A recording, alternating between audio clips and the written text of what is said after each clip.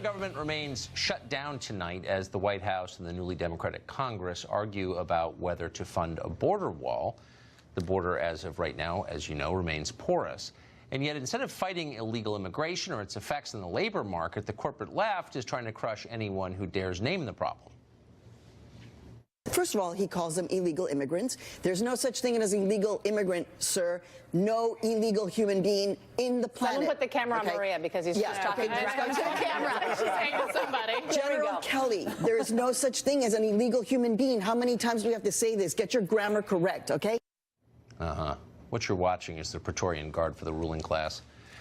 Meanwhile, Facebook, speaking of, has been warning users not to refer to suspected California cop killer Gustavo Perez Arriaga as, quote, an illegal immigrant, though, of course, that's exactly what he is. The company says using the term is a form of hate speech. Elvira Salazar is a former Florida congressional candidate, and she joins us tonight. Thanks so much for coming on. Why do you think the debate almost immediately moves to what language we're allowed to use and away from the core question about what the border should look like? Well, because I think what both parties, or specifically the Democrats, are trying to do is just divert the attention. And I would like to tell you is that I don't care how they are called. Our care is how they're treated. I live in Miami, Florida. There are, I would say, 500,000 illegals. I know them very well. I can call them undocumented. I can call them illegal. They are people.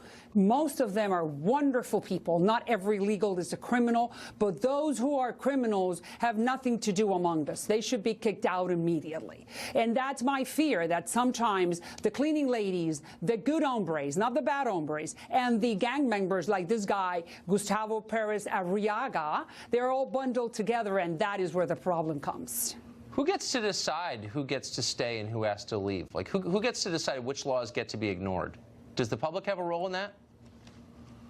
Well, I think the public and Hispanics, and that is, and I thank you very much for allowing me to come to your show and tell you what millions of Hispanics think. And we're a diverse community, but I assure you that what I'm telling you right now is that many millions of Hispanics think the way I am saying, and or that I'm expressing myself. And reality is that Hispanics do not want to be illegals. Hispanics don't care if we have a wall or not.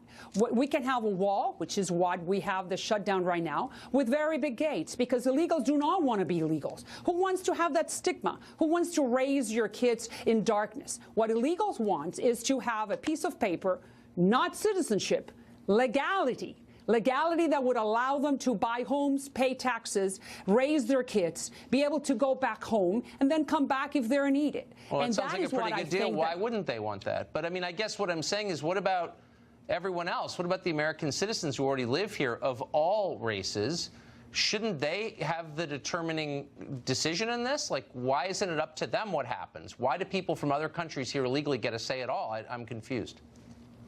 Well, you mean, I think that's why we have a government, and that's why the country elected President Trump, whom I think is not a racist, whom I think has dared to do what other presidents, Republicans and Democrats, did not dare in the last 30 years, to say enough is enough. Let's do something, whether it's a wall or steel slats, right? That's the new word, or drones or satellites or more border patrol, and that is fine.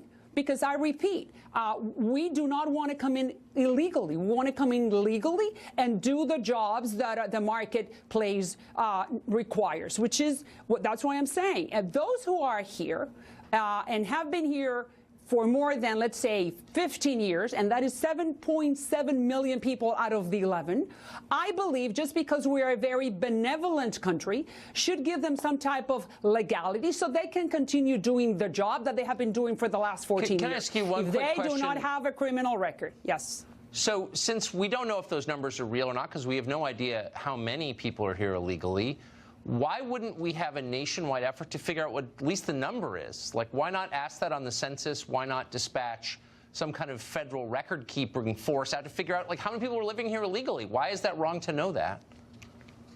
Who says that it's wrong? Well, Democrats There's nothing wrong with that. Well, you know, the Democrats have played political football with Hispanics for 30 years. I noticed. And I was a congressional candidate, and there's empirical evidence that's not that I am a Republican and I don't like them, is that there is empirical evidence that demonstrates to you and to your audience that Hispanics have, that Democrats have played political football with my community. Yeah, and there are two very important examples that I need to point out, so then you'll see that I'm not being biased. No. Look, you don't need to sell me at all, but hit me with them fast.